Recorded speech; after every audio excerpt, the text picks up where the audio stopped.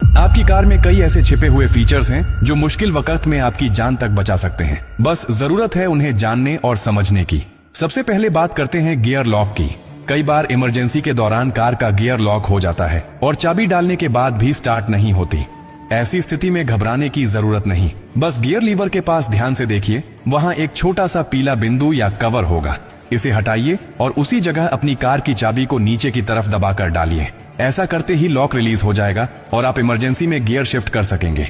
अब दूसरी स्थिति, अगर आपकी कार की चाबी डिस्चार्ज हो जाए यानी उसका पावर खत्म हो जाए और आप दरवाजा नहीं खोल पा रहे हो, तो बस झुकिए और कार के डोर हैंडल के नीचे देखिए, वहां एक छोटा सा होल होता है।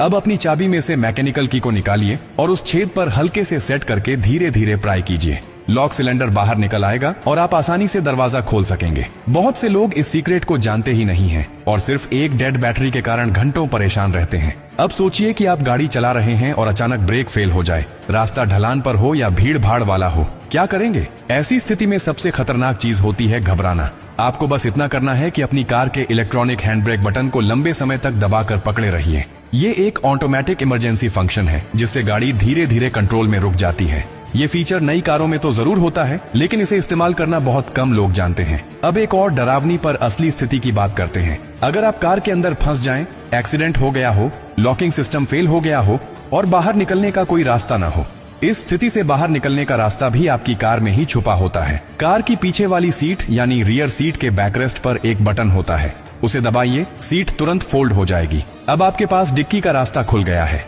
डिक्की के अंदर दरवाजे पर एक छोटा सा इमरजेंसी स्विच होता है जिस पर एक तीर का चिन्ह बना होता है।